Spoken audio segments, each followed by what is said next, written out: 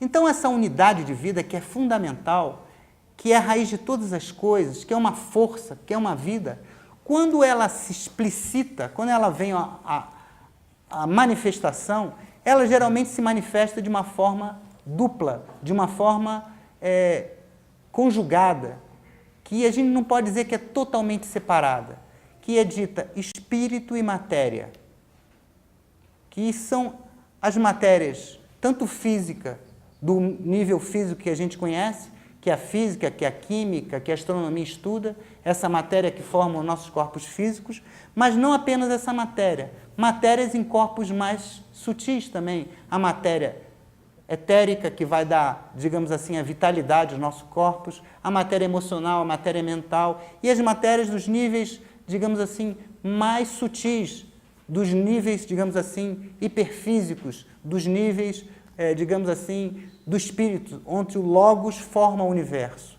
Mas existe uma outra parte, que é a parte do espírito, que também precisa da matéria para se expressar. Essa junção de espírito e matéria parece que não pode ser completamente separada, porque não existe matéria sem espírito, nem espírito nem matéria, exatamente em função da primeira lei, a lei da unidade. Você não pode dividir as coisas, você não pode falar assim, isso é puramente material. Dentro dessa matéria que parece morta, existe alguma vida. Uma vida que a gente não percebe, que é exatamente a mesma vida que existe em nós. Só que uma vida que ainda não, digamos assim, atingiu uma consciência. Porque a junção de matéria e espírito dá essa vida. E nasce essa consciência que vai se aperfeiçoando em corpos cada vez mais evoluídos. Desde os moluscos, desde os primeiros, digamos assim, animais unicelulares, até os animais, digamos assim, mais desenvolvidos que a gente conhece, que são os golfinhos, que são os gorilas, os antropóides, os macacos e seres humanos, e também seres até muito mais, digamos, desenvolvidos, já que o homem não é a última escala dos seres humanos. Existem, como a gente pode perceber no estudo da sabedoria oculta, seres que são conhecidos como anjos, arcanjos, Dianchorãs, espíritos planetários, porque tudo tem vida. Existe também a vida nas pedras, existe a vida nos vegetais, nos animais, nos homens, e existe a vida também no planeta. Existe a vida no sistema solar, existe a vida no espaço. Não existe espaço vazio. A sabedoria oculta diz que não existe nada vazio. O que parece ser vazio é apenas uma ilusão dos nossos sentidos. A gente acha que não tem nada entre nós, mas aqui está cheio de ar. Se houvesse uma ave aqui batendo as asas, ela estaria, digamos assim, voando e indo contra a lei da gravidade, porque existe uma massa de ar. Esse ar aqui pode ser comprimido, esse ar aqui pode ser abanado, esse ar pode possibilitar até vocês me escutem, porque é através do ar que as ondas sonoras são canalizadas, são propagadas. Então, esse ar, essa matéria que existe aqui, ela também tem vida. E toda essa vida que existe até no espaço aberto, onde não existe ar, não existe nada, toda essa vida permite exatamente o quê? Que exista, pela lei da unidade, através dos ciclos, outra lei, que é a lei da ressonância. A lei da sincronicidade, a lei que permite que uma coisa se reflita na outra. É como se fosse uma imagem holográfica. Cada parte contém o todo. Assim, o ser humano é conhecido como microcosmos, ou seja, ele tem em si todas as qualidades do universo. Então, é dito que o ser humano, por ser formado por várias hierarquias de seres, por ter, digamos assim, vários corpos em vários níveis de matéria, ele tem todas as constituições dos vários seres que nos formaram. Nós temos constituições físicas desse sistema solar e de outros sistemas solares também. Porque esse sistema solar, o Sol, quando nasceu, ele só poderia nos dar, digamos assim, alguns elementos, como hélio, como oxigênio, nitrogênio, ele não poderia nos dar, por exemplo, elementos como o ferro, o cálcio, que tem necessariamente que vir de outros planetas, por exemplo, através dos meteoritos, através de outras explosões, porque tudo está ligado. Existe uma ligação, existe um compromisso, existe uma interconexão entre tudo e todas as coisas. Por exemplo, para nós vivermos, a gente precisa de outras pessoas, né? A gente precisa de outros seres. O ser humano, até para fazer determinadas substâncias e vitaminas, ele precisa de micro-organismos que estão dentro de si. Nós estamos rodeados de pequenos seres que a gente não percebe, que estão povoando por dentro, por fora, o nosso corpo físico. Então, existe toda uma interligação. A vida, ela está sempre evoluindo, conosco, dentro de nós e fora de nós. Essa é a função da lei da unidade. Quando um ser humano alcança essa visão, esse sentimento, não se torna uma coisa teórica, como é para nós aqui, nós estamos falando de uma certa forma teórica, mas eu digo, quando essa teoria se transforma em prática, se transforma em vivência, esse ser adquire uma outra conotação. Ele já não vive mais para si. Um bodhisattva, um ser, digamos assim, liberto, ele vive, mas não vive mais para si. Ele tem compromisso com o equilíbrio dessa unidade. E para resgatar o equilíbrio disso, ele precisa que os outros seres adquiram essa consciência da unidade. Por isso que um ser humano como Krishnamurti, um ser humano como o Dalai Lama, um ser humano como Gandhi, eles não trabalham mais para si, eles não trabalham mais só para a sociedade, ou sua religião, o seu partido político, porque tudo isso que é dividido, tudo isso que é, digamos assim, fracionário, tudo isso que é apenas pequeno, perto da unidade, é uma separação. E é uma separação causada por nossos sentidos. É o ser humano com a sua mente que mente, com a sua mente que ainda não alcançou essa visão da unidade, que cria essas divisões. E são essas divisões que causam as guerras. São essas divisões que causam todos os conflitos do ser humano. Quando eu penso, fulano me abandonou, cicrano me ofendeu, ninguém pode te ofender, ninguém pode te separar, porque você está ligado a tudo. Tudo isso são ilusões, é um maia, é uma divisão da mente, em que a gente crê que existe uma divisão. Então, eu sou do Partido Vermelho, você do Partido Azul, eu sou da religião branca, você da religião quadriculada. Tudo isso são coisas criadas pela mente. E cabe a nós, que estudamos teosofia, que estudamos a raiz dos grandes mistérios, lutarmos contra essa divisão, essa separatividade. E onde é que mora essa separatividade, essa divisão? Dentro do nosso coração, dentro da nossa mente. E ela tem um nome, chamada preconceito. Ela tem um nome, se chama superstição.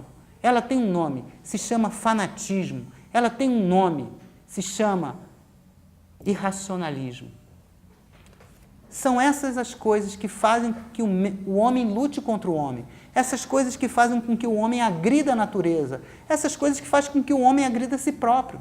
Se o homem se vê como uma unidade, ele não vai agredir a si próprio. Ele não vai tomar uma droga. Ele não vai tentar se matar. Ele não vai tentar matar o outro. Ele não vai tentar roubar o outro, porque roubar o outro significa roubar a si próprio. A lei do karma é exatamente essa lei da unidade, também chamada lei do equilíbrio e da harmonia. Existe um equilíbrio, uma harmonia, que dá a liberdade. A liberdade é um subproduto dessa harmonia. O que é a liberdade? O que é a harmonia? É o conhecimento das leis.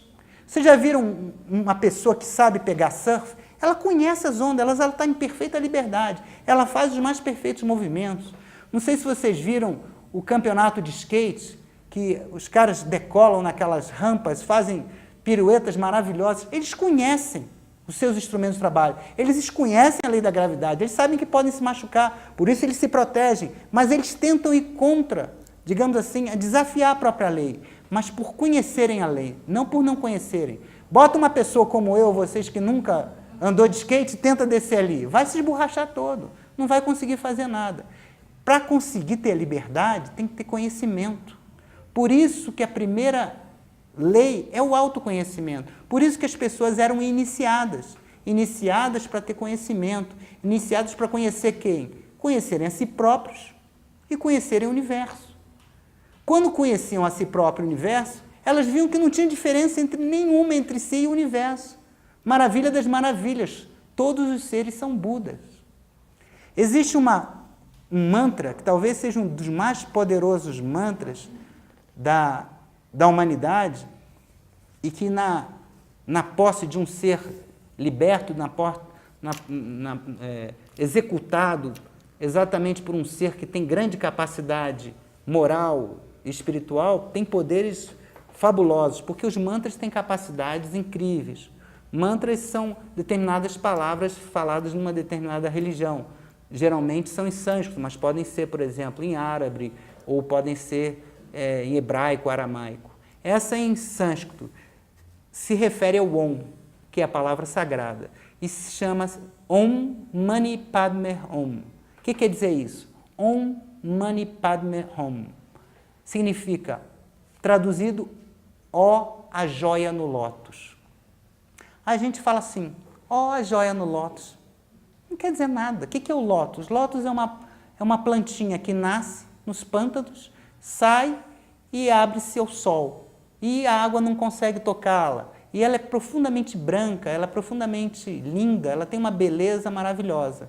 Então, o que significa essa joia? Ou traduzida talvez ao pé da letra, essa pedra preciosa, que seria um diamante. Ó a joia no lótus. Significa exatamente a parábola do tesouro oculto. Existe um tesouro oculto, uma joia preciosa em toda a natureza, que é representada no lótus, que é uma planta que passa, que vive pouco tempo, é uma expressão da natureza viva, mas que dentro tem uma joia damantina, tem o Cristo, tem o Buda. Assim é na parábola do tesouro oculto. A pessoa vivia na pobreza, mas mal sabia que no terreno que ela estava habitando tinha um tesouro que ela poderia viver como um rei. Né? Todos nós temos um tesouro oculto que nós não sabemos, que é exatamente esse Deus que habita em mim e todas as coisas. Se você tiver acesso a essa joia oculta que vive no seu coração, que é a joia do lótus, você vai entrar em contato que você está uno com toda a natureza. E isso vai te trazer a principal meta de vida sem esforço algum, que é a felicidade. Porque a felicidade não é ter alguma coisa. A felicidade não é todas as coisas. A felicidade é ser uno com tudo e todas as coisas. Se eu já sou uno com tudo e todas as coisas, o que eu posso querer mais? Eu não posso ter algo além da unidade, porque a unidade é o todo, é o tudo.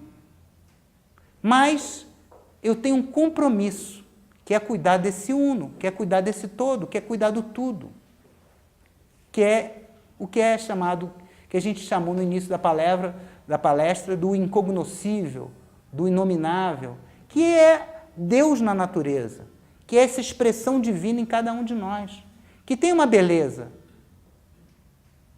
tem uma força, tem uma sabedoria, tem uma capacidade de ter um estilo único, porque cada um de nós somos únicos, somos diferentes, mas a beleza de toda essa diferença é que existe uma unidade entre todos nós. Essa unidade, como eu falei, ela vai se expressar em ciclos, ela vai ter uma ressonância, mas ao mesmo tempo vai ter uma identidade. Há uma identidade entre tudo e todas as coisas, por causa dessa lei da unidade. Quando a gente faz um DNA de um pequeno ser, a gente vai ver que é quase parecido com o do ser humano. E do macaco com um ser humano é pouca diferença, 99%, porque nós somos modelos que nos perpetuamos. Esses modelos são físicos. Né? Nós não somos apenas uma coisa caótica. Não é? Essa coisa de acaso não existe. Se a gente fosse feito ao acaso, a gente não chegaria à perfeição do que nós somos, em termos de máquina fisiológica, anatômica. É como diz um professor que o Ricardo Lindemann conheceu, a gente achar que o acaso existe é como acreditar numa pepita de ouro que vem caindo de uma montanha e chega e de repente se transforma num relógio, com todos os ponteirinhos, marcando hora, data, minuto, segundo, com cronômetro. As coisas não são assim. Existe uma inteligência por trás da forma. Antes da gente imaginar em fazer uma mesa, alguém planejou essa mesa, alguém pensou essa mesa, alguém escreveu, alguém desenhou. Pode ser que essa pessoa que desenhou e percebeu, imaginou em fazer a mesa, não seja a mesma pessoa. Ela pode ter passado por um carpinteiro fazer. O arquiteto não necessariamente faz a obra, mas ele precisa daqueles que os constroem. E essa obra, uma vez sendo feita, ela não deixa de ser uma obra-prima daquele que a imaginou. Então, muitas vezes, as pessoas buscam Deus na natureza e não encontram, porque só olham a matéria, só percebem a física, só percebem as formas. Não conseguem ver o espírito, não conseguem, às vezes, nem perceber a vida por trás da forma. Mas a gente pode perceber essa vida por trás da forma quando a gente para de pensar um pouco, Quando a gente observa um pôr do sol, quando a gente vê uma criança correndo, quando a gente vê um belo rosto, quando a gente vê um peixe pulando na água, às vezes vendo o mar. As coisas são simples. Quando a gente vê um trovão, uma chuva caindo, a gente vê a natureza em movimento. Quando a gente vê um belo quadro, basta ter sensibilidade. E a sensibilidade também pode ser desenvolvida. Por isso que a unidade também precisa de ser praticada. Por isso a prática da meditação, através da yoga, do tai chi, quando você acalma a mente, quando você acalma os sentidos, você vai para um patamar que está além do intelecto. Você pode se aproximar um pouco dessa fonte, que é a fonte da unidade, que é a fonte de toda a vida, que é a fonte de toda a luz, da onde emana essa corrente de vida, que faz com que todos os seres tenham luz, tenham vida, tenham a possibilidade da felicidade, tenham a possibilidade do desenvolvimento.